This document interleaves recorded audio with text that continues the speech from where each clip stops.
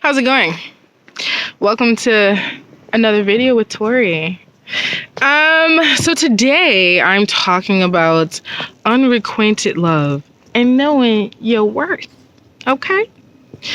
So I left off somewhere in Genesis when I was talking in my last video. And so this is the story that this video is kind of based off of is also in Genesis. So many of you guys may know of a lady called Leah, right? So I'm going to tell you a little bit about Leah. Before I get back to Leah, I'm going to give you a quick recap for those who don't know her timeline or don't know the timeline. So the creation happened. The world is created, right? Adam and Eve, humans are created. So humans are created, and then Eve sins and eats the forbidden fruit, convinces Adam to also join her. He does it. They both eat the fruit. God's like, what's up? Y'all did what I told y'all not to do. They're like, oh, my bad. It's his fault. It's her fault. It's that snake's fault. Actually, no one said it's his fault. He said it's her fault. And she said it's that snake's fault. Ultimately, it's your fault, God. Is what they said. And so then they got kicked out the garden, because God didn't want that to stay there. Like, he didn't want sin to forever exist, so he kicked them out the garden, because the garden had the tree of life, which is eternal, which make sin eternal. So he was like, no to eternal sin. So he kicked them out, right? And then humans went on doing human things, which part of it is sinning. And so they did that, and it got like outrageous. There are stories in there, and then God was like, you know what? I'm through with y'all, all of y'all except for Noah. He's a cool dude, gonna keep him. So he kept him, and he flooded everybody else and said peace out. So everyone else was flooded except for Noah. Noah's out there with the fam because his fam got to stay with him, and they start to repopulate the earth. And then after they're repopulating, we get to this guy named Abraham. And for the rest of the Bible, the main, it's like the spotlight, and I think I might have said this in the last video, it's on Abraham. And it's just Abraham and his descendants. And his descendants just exorbiates and like spreads out, and that's who we're paying attention to. So Abraham had Isaac, his son, his promised son. He also had Ishmael, but he had Isaac, and Isaac had Jacob. So Isaac had Jacob, right? Isaac married Rebecca, and Rebecca loved Jacob. So Isaac and Rebecca had twins. They had, what's his name? Esau? Pretty sure it's Esau. I'm trying to make sure I'm not mixing him up with the guy who killed his brother at the beginning of the Bible. Wow. I think it's Esau, and I'm just gonna keep going. If it's not Esau, read Genesis and find out what Jacob's brother's name is. Anyway, so I'm just gonna say Esau. Is his name Esau? I'm gonna pause y'all and look it up real quick. Okay, it was definitely Esau. I was mixing up with Cain. And I was mixing up because in my mind I associate their personalities sometimes. But his name is Esau. So Esau's twin brothers named Jacob. And Esau was born first, so he was going to get the birthright and all the stuff that comes with that. And Isaac was down with it because he loved Esau. Esau was like, that was his boy, that was his man's man. And Jacob was not that. Jacob was his mom's favorite. And Rebecca and Isaac were told that Jacob would get the birthright, but Isaac was going to do what he was going to do and give it to who he wanted to. And Rebecca was like, no, you're not. And so she connived, and then Jacob got the birthright, And so then Esau was going to kill him, or he was scared that he was going to kill him. And so then he ran away, and he ran to his crooked uncle Laban. Uncle Laban, man, he was trifling. trifling man. He was a trifling man. Anyway, so Jacob gets there. On the way, he meets God. Is promised. God is like, that's where he meets him. He's like, oh, I'm going to take care of you. And then Jacob's like, bet, I like you. I didn't really know you, but now I know you. You're going to take care of me. Great. So then he goes, he's working for, as soon as he gets there, he sees, as soon as Jacob steps into the fields of Laban, he sees Rachel and he's like, damn. That one, I want that one. In fact, he kissed her. He was like crying. He's like, yeah, so I'm going to marry you. And that's what's going to happen. And so, yeah. He went to his uncle's house. He found out who she was. Oh, you're Rachel. Oh, you're my cousin. Oh, you Uncle Laban's daughter. Bet we get married. And then his uncle was like, yeah. You can have her. You can marry her. But first, you got to work for me for 7 years. So then Jacob was like, all right, bet. Let's do it. So he works in the fields. He does his thing. And then, after working for him for 7 years, the wedding happens. It's the wedding night.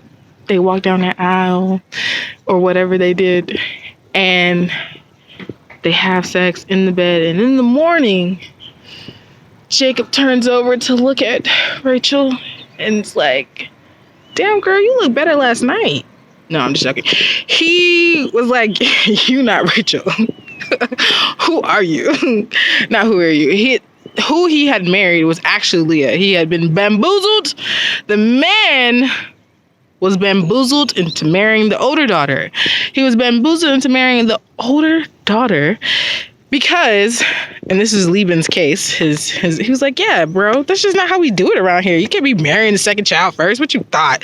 You thought you just had a second child? No, you got to marry the first one first. I got to get her married, and then you can marry the second one. But in Jacob's defense, he didn't mention that in the 7 years. He could have found somebody to marry Leah, Whatever. He's now married to her, bound for life to Leah, right? He works another 7 years because he was that determined and gets Rachel. Cool. Right? So when I'm reading the story or when I've heard this story growing up, I'm walking to the sentence, like attacking me. So as I was reading the story growing up, and every time I heard this story, I'm looking at it as like a movie in my mind, and Jacob is the main character and his love interest is Rachel, and just a side supporting role is Leah, right? She was side supporting role, right? But today I'm focusing on Leah and really thinking about like what her experience was. Like the Bible says she had a weak eye, right? So I don't know if that meant that just in one of her eyes she couldn't see that well. I don't know if that meant like one of her eyes was like drooping and the other one was normal. I don't know if they were just trying to be polite for saying she was ugly. I don't know if it was a misspelling and she has been forever known as the girl with the weak eye. Like, I don't know. But it seems that the Bible deems her beauty to not be that great, right? And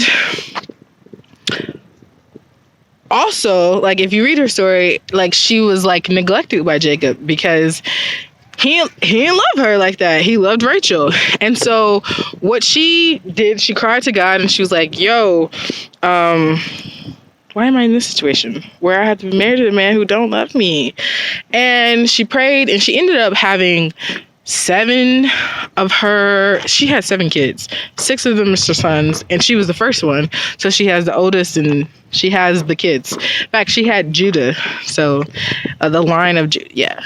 Yeah, the line of Judah. She had Judah. So yeah, she had 7 kids. She had one daughter named Dinah, and Rachel happened to not have children at first. Like, she was barren for a while, and then she cried. She's like, God, help me out. I got my man's love, but she got like 7 kids. I don't know at what point. She might not have 7 kids when Rachel prayed this prayer, but she had more kids than Rachel did, which was none.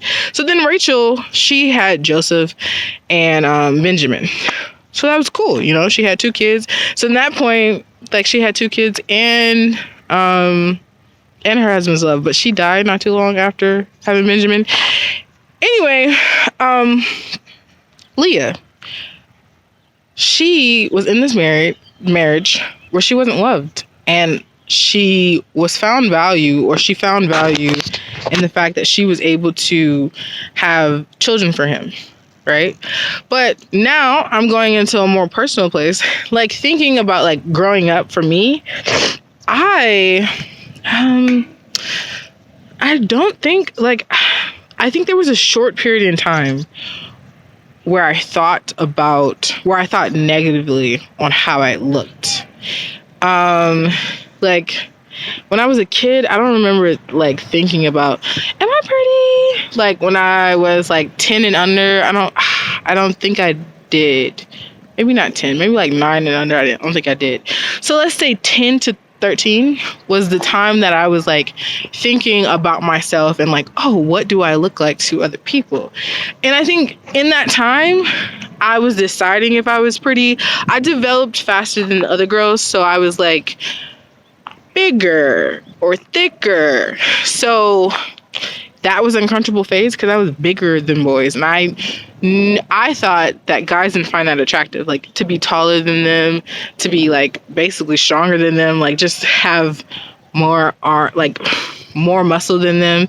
I was like, I don't know if that's attractive. So I know in that time period, I don't know how attractive I thought I was. But I distinctly remember looking at one picture when I was like 12 or 13, and I was like, girl, you look good. And I was like, okay. So then after that, it wasn't like solid that I always thought I looked good, but I knew if I hit this one angle from this one pose, I looked good. I knew I had the capability of looking good. I thought I was pretty. And so as I grew like up through high school, I knew I was pretty. And I didn't think about that like that. But what I did recognize was that although I was pretty, I still wasn't like, I didn't feel like I was liked. Like the guys I had crushes on, like in high school and like middle school, had crushes on my sister who was younger than me. So I like could identify with Leah in that, and I'm like, but I'm pretty. I don't have no weak eye. Why you don't like me? And I didn't do the whole comparison thing, like, oh, is she prettier or am I prettier? I was just like, I'm pretty, she's pretty, but you my age. Why you like my little sister? Like, I couldn't conceptualize at that age why. I'm like, so then that's what I started to feel. I was like, well, if I'm pretty, but you decided to go for my sister, maybe there was something not good enough about me that took you there. Like, maybe something about my personality wasn't good enough for you to want her. Or just like my friends, I was used to like being around my friends, and like all my friends were pretty, and I was so used to the guys I liked, or not even liked, I got in the habit of not being noticed. Like, I was like not expecting to be noticed if I was standing around any of my friends. Not because I didn't think I was pretty. And I don't even know if I thought I was less pretty than my friends. I just was like, literally, it must be something about my personality that is not cool enough, chill enough, smooth enough, funny enough, secure enough. Something wasn't enough that made these guys not go for me. And then like that, I feel like that feeling was like all the way through college. I started to recognize like there was people who had crushes on me. But they might have had crushes on me. Like there were some people who had crushes on me, right? Generally, I didn't like them at the same time. Or there's people who had crushes on me, but crushes on me and her and her and her. Oh, and her too. And then there were people who had crushes on me, but they didn't do anything about it. They weren't like pursuing. It didn't fire them up. They weren't about to work for me for 14 years to marry me. Like, they weren't trying.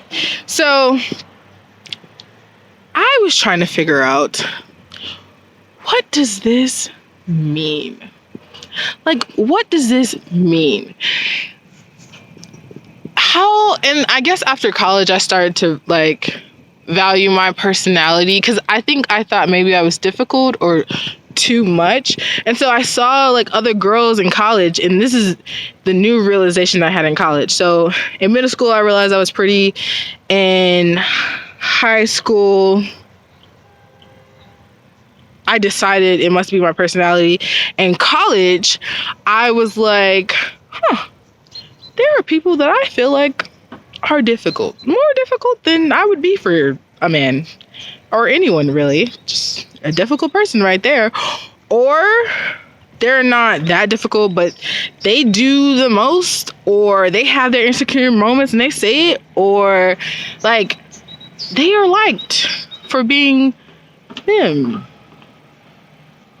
And they're, you know, like I just was like, okay, so being pretty is not enough. Or being pretty doesn't get you a man. Being too much doesn't discourage your man. So then what is it? Like, what aspect of me is not working? You know? So I also like, so I was trying to figure out how to derive value. So I realized I couldn't derive value from my beauty. I knew that was there. And also like the physical, like the full physical, like I knew I also had a body too.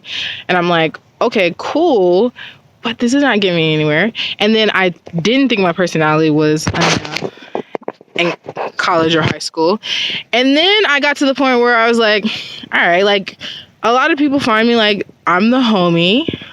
They like can kick it with me. They appreciate talking with me, but they're not trying to make me their girl. And then, so like say I go out to the club or something, or to the bar. For instance, last weekend, I went to a bar, and this was in Atlanta. I went to Atlanta for my grandfather's funeral, and I went to a bar, and I was dancing with my cousin, like, I don't know. I was dancing with my cousin. It was her birthday, and I was like hyping her up. I'm like, hey, hey. And so this one guy noticed me, and he was like laughing or like acknowledging my cheering or something. So then he's like smiling at me and making flirty eyes. I'm like, oh, you're smiling at me and you're making flirty eyes. You must be interested. But then I realized, you know, he was just doing that. He didn't say nothing else. And I'm like, if you're smiling and making flirty eyes, shouldn't you want to ask for my number? Isn't that the next step? So he didn't do that. But he passed me again, and like very close, like I'm looking up, he's looking down at me, smiling at me, making flirty eyes. I'm like, what's up? What's up? So eventually I went over to him, and I was like, I think I was like, I want your Instagram, because I didn't have a phone number. And that was the only way to do it. Because I do now have an American phone number, but I didn't have an American phone number. So I was like, so then he's like, well, that's assuming that I have a social. It turns out he doesn't have socials. He's one of those people, which is cool. It's cool. And so I got his email. I do, in fact, have his email. I woke up the next morning, and I check my email regularly. And I saw that I had an email, and I was like, wow, Tori, you really did email yourself. That really did happen last night. So that was an example of me trying to derive like value from the efforts that a man will put. So I was trying to derive it from my beauty, then my body, then okay, maybe what a guy will do. Jacob, like I said, worked for Rachel for 14 years. And okay, we're not in Bible times, but I do see guys, you know, at least walk up and ask for the girl's number, let alone all the other stuff that I've seen in the, like, through my friends' relationships or my family members who are in relationships, seeing what they do for their women.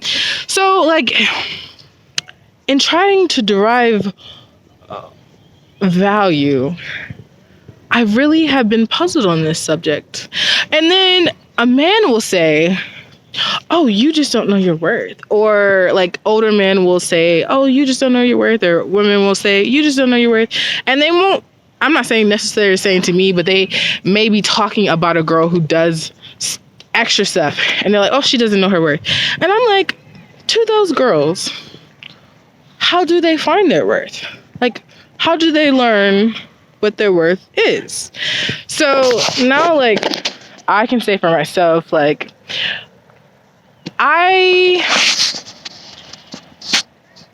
in the past 2 to 3 years, have really come to value, like, who I am and what I offer, like, in a friendship or in a relationship. And thankfully, I've had a relationship where I have been valued for me, like, past the pretenses of, like, past that point where you hold your tongue, or you're, I guess, being the good girl. When you actually start to be you in a relationship, I have been appreciated in that. So I've been able to see or feel what a man's love feels like in that way, like knowing that, hey, you could be valued in that way.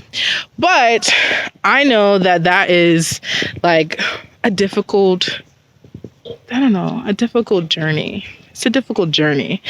And so I made this video to just walk through, like, my journey and my thought process in that.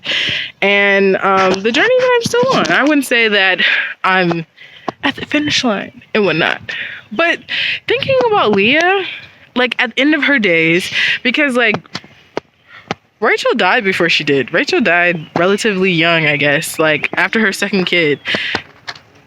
Leah had 7, and then she had 2 by her mistress, maid person. And I guess I just wonder, like, did she ever get to the point in her life where she valued herself? Was that even something that they thought about? Like, value for themselves, like, in that day and age? I don't know if they thought about it. Like, I feel like her value would have probably been in her kids and the fact that she was able to offer her kids. So, yeah.